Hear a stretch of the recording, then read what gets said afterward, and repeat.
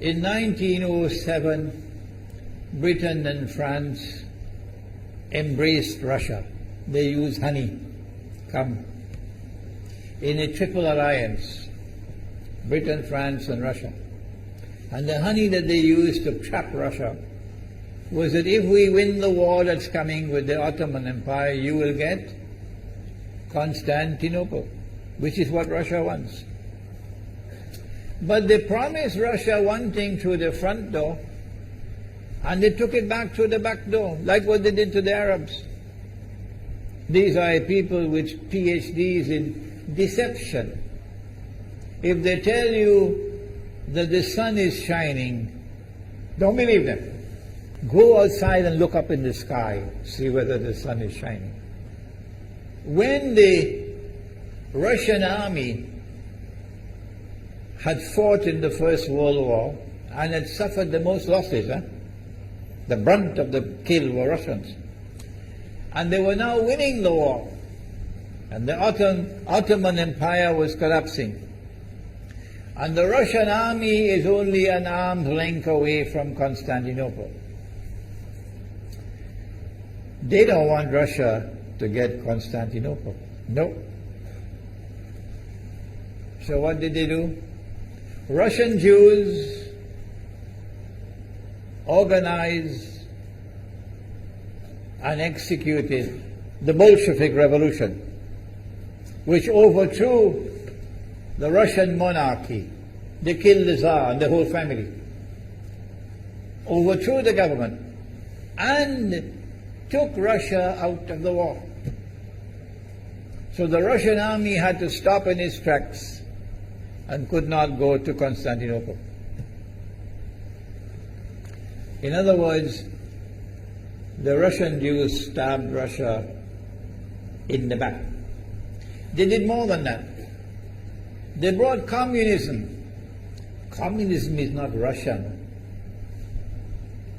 These dum-dums don't understand that. Communism was created to destroy Russia. Why don't these dum-dums understand it? Communism is not Russian.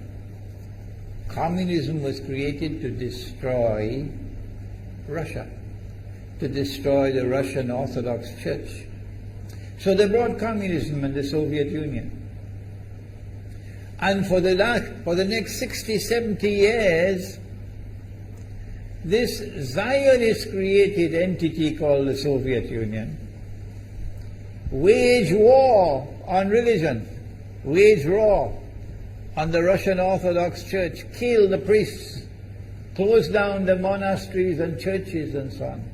60, 70 years. And then, when the appropriate time came and Israel came into being, it is this same Soviet Union which opened the doors for millions of Russian Jews to now migrate to Israel.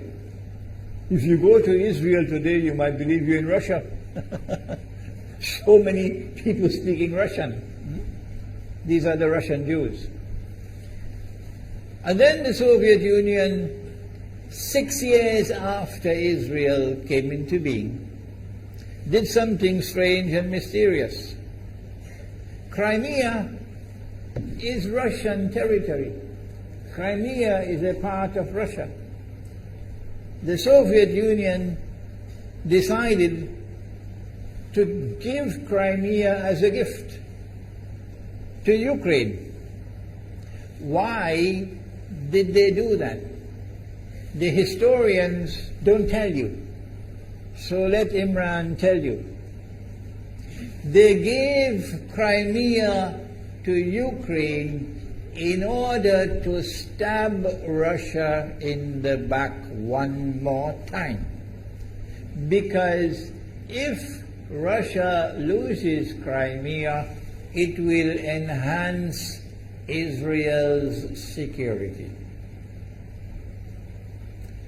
The Russian Navy is based in Crimea, and there's a straight line from Crimea to Constantinople.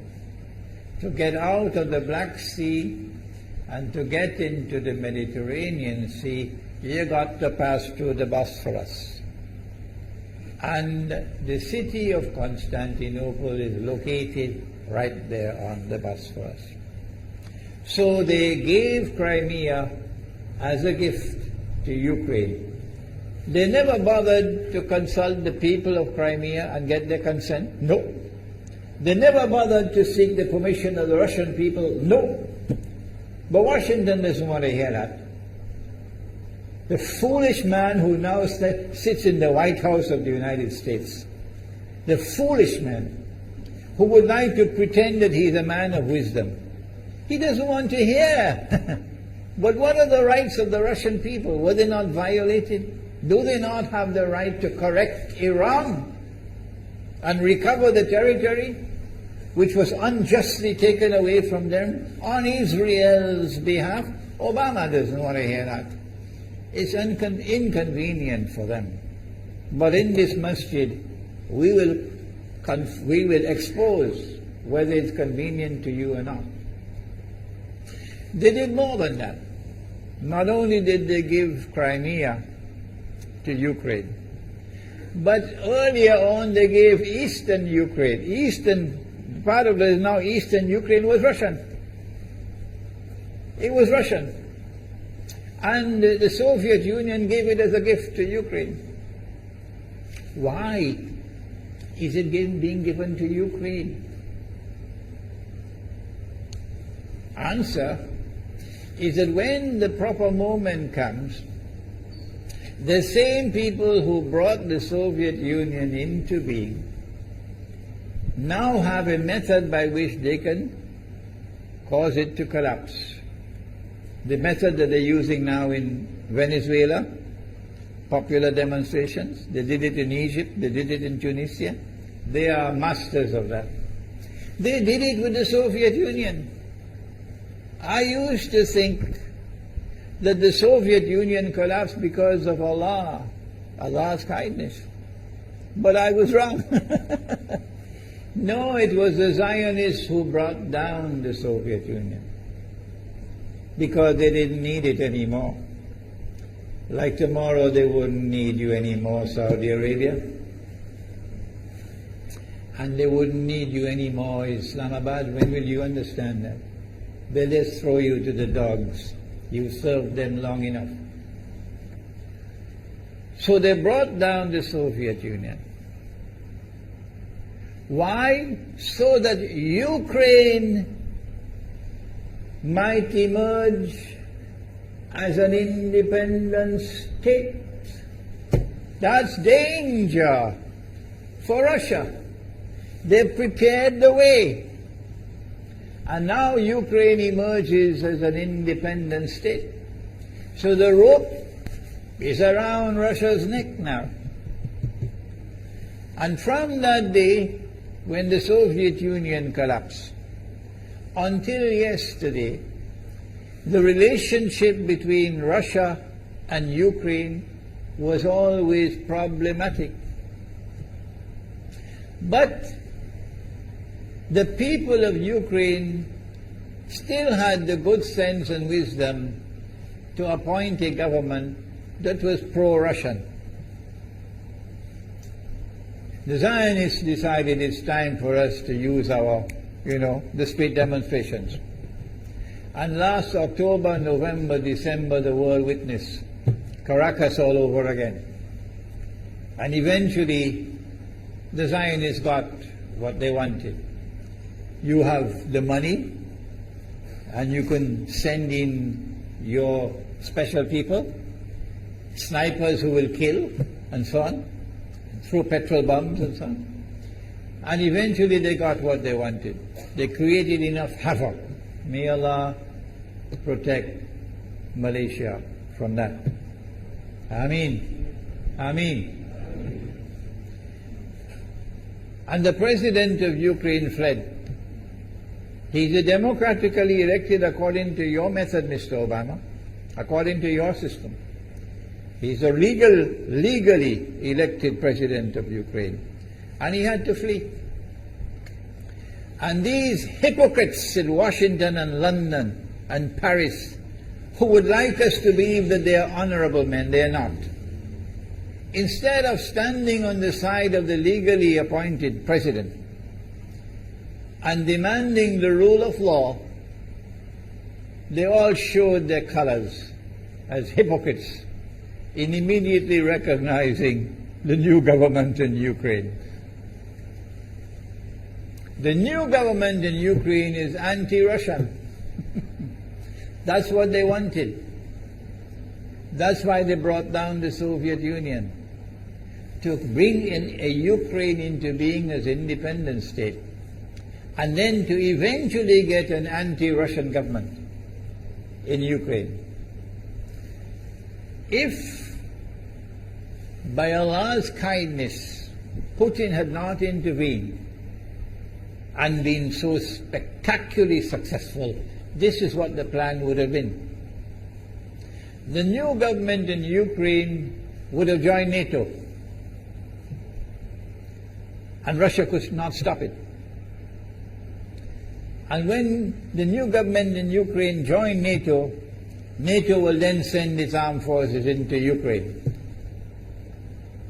It could include nuclear weapons. Then Ukraine will pick a fight with Russia and decide that Russia must now vacate Crimea. Shut down your naval base. The rope is now tightened around your neck. Russia has to put its tail between its legs and withdraw its fleet, Black Sea Fleet, from Crimea.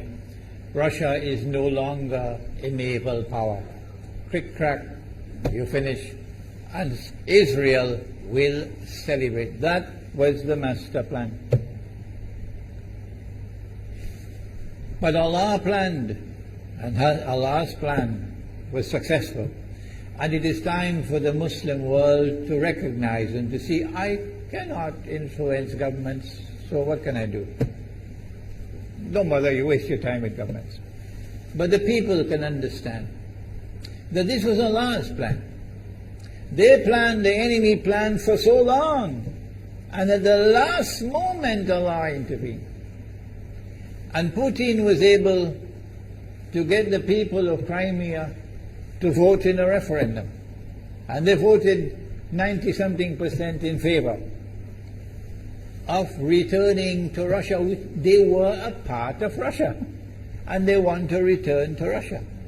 So Putin was successful in delivering to the Zionist movement the first defeat it has ever suffered, significant defeat, in the more than 100 years since the Zionist movement was established. If that is not a sign from Allah, it's time for you to wake up.